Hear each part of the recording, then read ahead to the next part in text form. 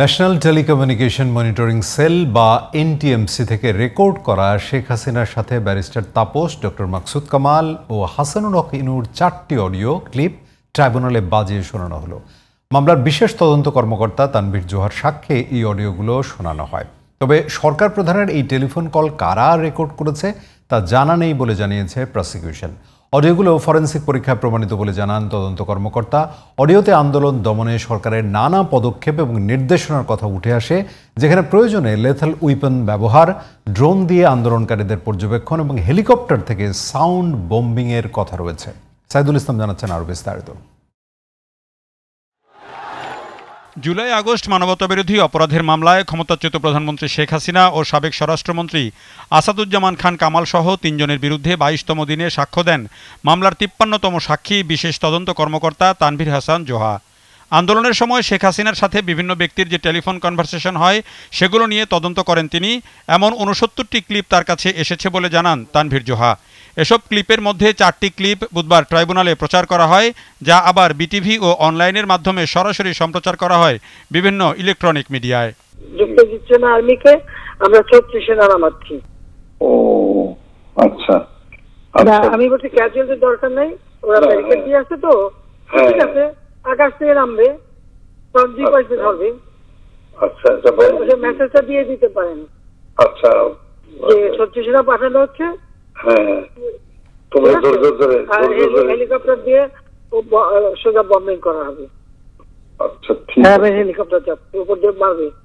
আচ্ছা, উপর থেকে সাউন্ড বম্ব যাবে আর কি। পরে সাক্ষ্য নিয়ে সাংবাদিকদের সাথে কথা বলেন প্রসিকিউটর মিজানুল ইসলাম।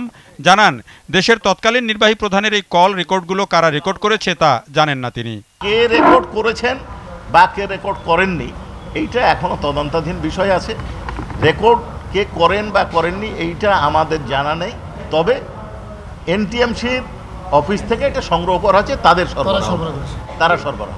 এখন অধিকাংশ লোক তাদের ফোনালাপ গোপন রাখার জন্য হোয়াটসঅ্যাপে কথা বলেন, ভাইবারে কথা বলেন, কিন্তু ইন্টারনেট সেবা বন্ধ থাকার কারণে বা রেস্ট্রিক্টেড করার কারণে তারাই করেছিলেন।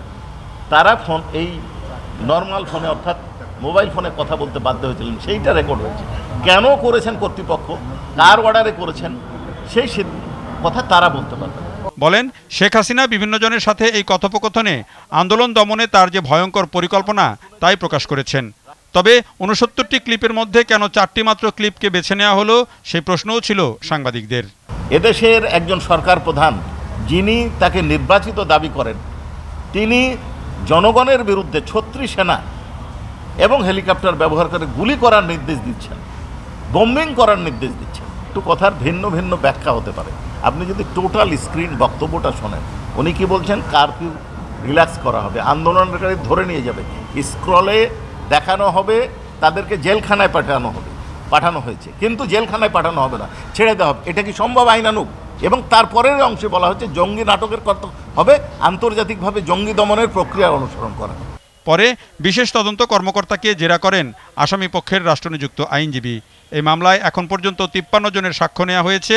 এরপর সর্বশেষ সাক্ষী হিসেবে মামলার তদন্ত কর্মকর্তা সাক্ষ্য দেবেন বলে জানিয়েছে prosecution. Saidul Islam, GTV news, Dhaka.